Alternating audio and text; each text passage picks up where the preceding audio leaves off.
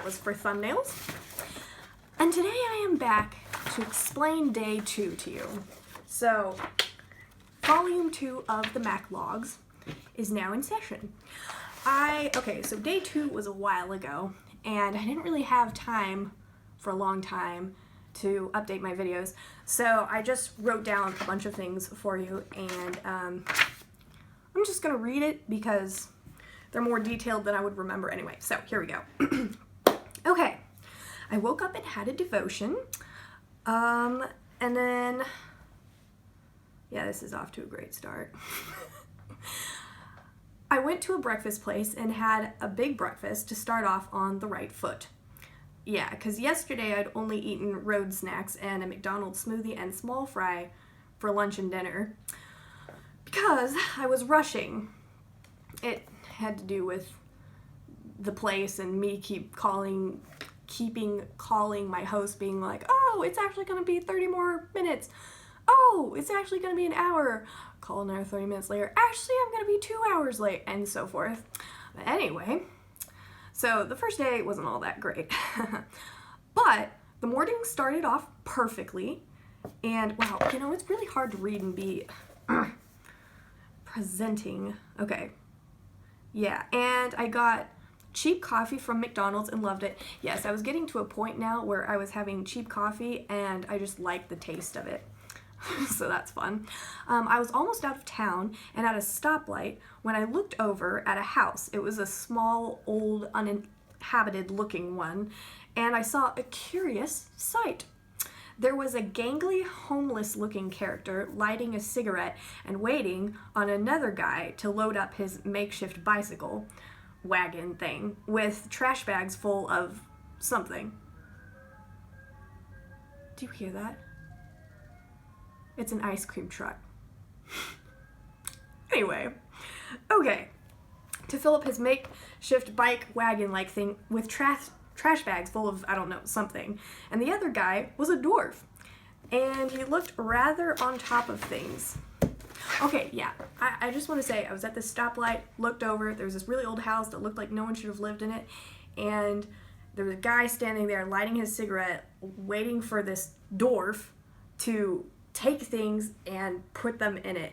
And it was just really interesting because the dwarf guy looked like someone who could have been from, like, I don't know, the Hunger Games. He was like bold and like tough looking and looked like he was like very on top of things. And he was just loading this guy's wagon full of trash bags. Literally don't know what that was. I still have no idea what I saw. So if you have any ideas, let me know. Anyway, so that was a mystery, but we'll move on. I made great time to Amarillo, and I got there in about 4.5 hours. Along the way, the landscape flattened out, and the cows and windmills were the norm. You could see for miles. Yeah, the landscape was just super flat. The Airbnb was amazing. The lady was so kind, and her dog, Joy, was charming. There was this little Cocker Spaniel, and it was completely black and wiggly, and it was a puppy, and her name was Joy, and she was so cute, and it melted my heart. The house was super eccentric. Okay, this house. Okay, this is like the highlight of my day. Let me explain this to you. I walk in and it's beautiful. Her dining room is set to the nines, like she's having a formal dinner party or something. And then she showed me to my room, and as I was walking down the hallway to get to my room, there were words and like pages of books that were all patched together on this hallway, but it looked really cool. So I asked her about it, and she said, oh yeah, those are from a history book. I just put lamination on top of them, and it looked really cool. So that's fun. And then she showed me around the rest of her house, and in another guest room, she had the paint on the floor looked really cool. And she said she had taken lace and then spray painted over it, and it had left like the lacy pattern all over the floor. So that was awesome. And then she showed me her living room, which looked something like what I would think the professor in Lion, the Witch, and the Wardrobe, like his house would have been like. She had this super ancient, expensive looking china cabinet that took up an entire wall. She had a real fireplace. She had a pointed ceiling, A-frame, I don't know what you call it, a vaulted ceiling, with like chandeliers hanging from it. And then I don't know, her taste was just amazing. So that was awesome. So then I updated you all, and I decided to go eat dinner at a steakhouse because I'm in Texas, Amarillo, Texas. So just don't make sense. So I went to a steakhouse, and while I was sitting there, it kind of just hit me how very much alone I was. And mind you, at this point, I still was not comfortable with like traveling alone. Like, I was fine, I was okay with it, but it was just weird because I didn't have people around.